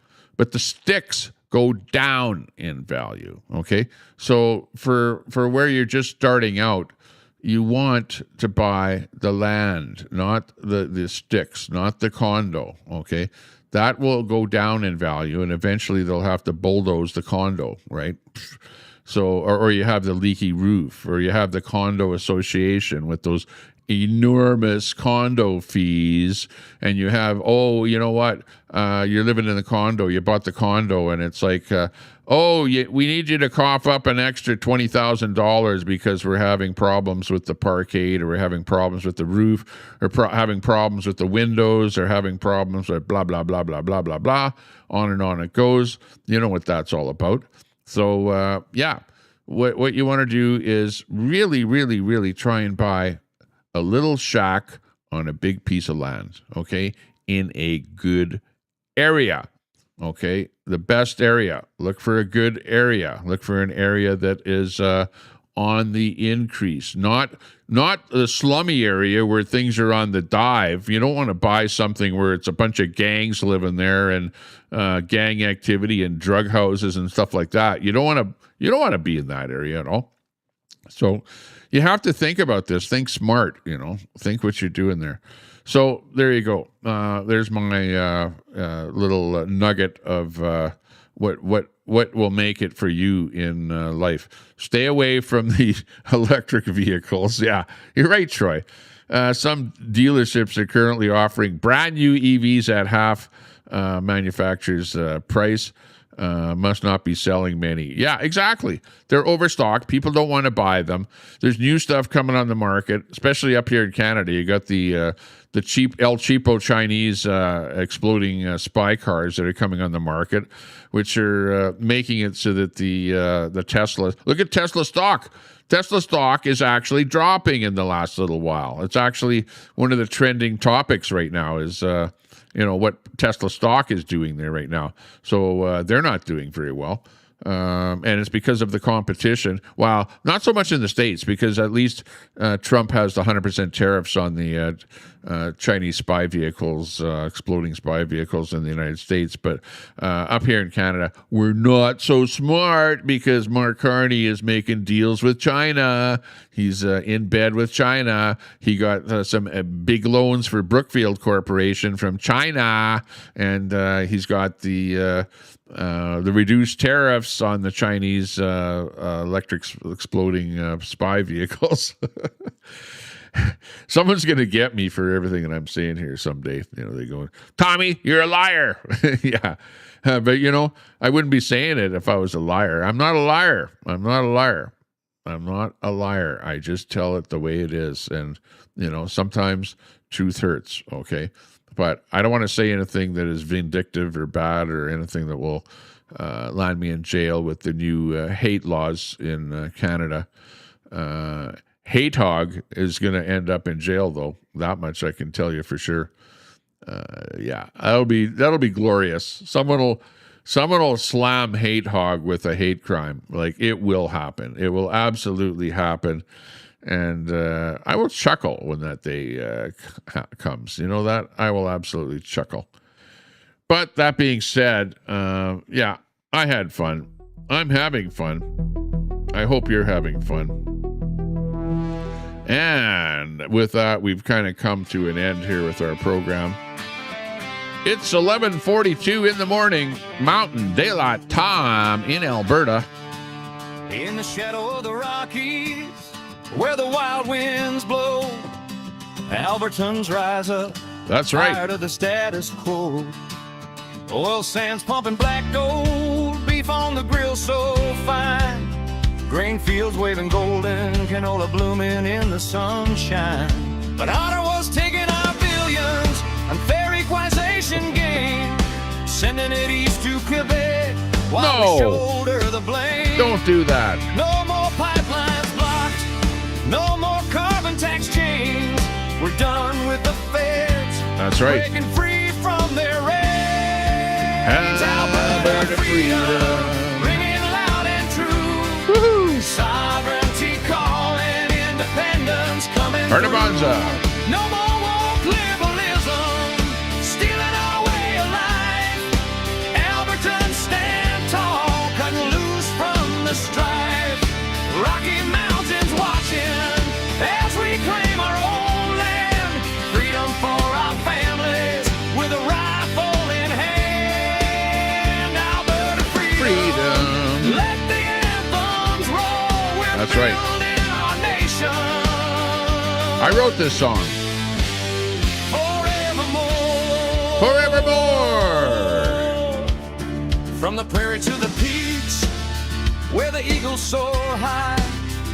We're sick of the traitors calling us traitors, that's a lie. Quit calling me a traitor. Equalization's a thief, stealing our hard-earned pay. Screw equalization. While they push their agendas, turning night into day. Beef ranchers and farmers, grain silos stand proud. Oil right. rigs turning profits under Alberta's cloud. No more begging for ports, landlocked but strong we stand. create our future. 1090 frames per second. Good to see you. Alberta freedom, bringing Troy, loud and Susan. true. Sovereignty calling, independence coming through. No more woke liberation, stealing our way of life. Albertans stand tall, cut loose from Mama the Red, strife. take care. Rocky Mountains You look watching after Red, okay? as we claim our own land. Freedom for our families. Keep hammering with Q. a rifle in hand. Alberta Freedom. Let the anthems DDD. roll. We're building our nation. Jeannie. Hey, Jeannie. Forevermore. Elm. Good day, Elm. They say it's illegal. Have a good day. But self-determination's all right. Like Ukraine from the Soviets, we'll fight through the night. No more sending our wealth to fund their endless schemes. Our pensions rising, fulfilling our dreams. Let's vote for freedom, Jeannie. Liberals, their rules and Big their ups, big games. thumbs up. Albertans awakening. Falling out on names. Time for a golf cart ride, I think. Look how nice it is out there. It's beautiful at the lake. It's a thing of fun and beauty. Oh, I'm going to have fun today. And we're slated with a party later on, a party. Going to a party. So that's always fun on a Saturday. Canola fields yellow, beef Hold herds back. grazing free, oil sands fueling futures as far as the eye can see. We're Albertans first, with hearts full of fire. Separation's the answer, lifting us higher. No more being the wallet for a broken confederation. Freedom's our birthright, our declaration. Alberta freedom, ringing loud and true. Sovereignty calling. We are at the mountains. Look, Coming through. there's the mountains right there. Liberalism, stealing our way of life. Albertans stand tall, cut loose from the strife. 45 minutes away from where I'm at. You can see the mountains. As we claim our own land. Freedom for Super our salty. You got here late. with the Yeah. rifle in hand. We're finishing up. Alberta freedom. We're going to have a little late breakfast. We're building our nation. Don't want to eat too much.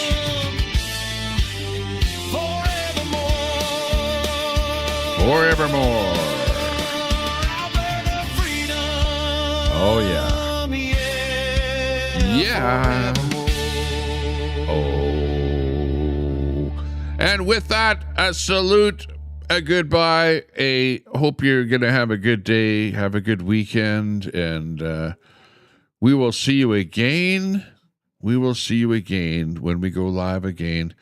Super salty, you're late to the party. What is that? Conservatively late, but that's okay. Sun Honey Studio, good to see you. Thanks a lot. I miss saying hi to you. Yeah, I wasn't watching the chat like a hawk. Steve-O, hey, sorry to hear about your breakup with Kinna. You know, I hope that, you know, you can find... I thought you're married, though. You know, you can always go back to your wife, you know, like, come on. If it didn't work out with Kinna, just, you know, go back to your wife, you know. Yeah, she's probably waiting for you. Anyways, with that, everyone have a good day. Oh, no. Fuck all the fucking way off. You too, Brett.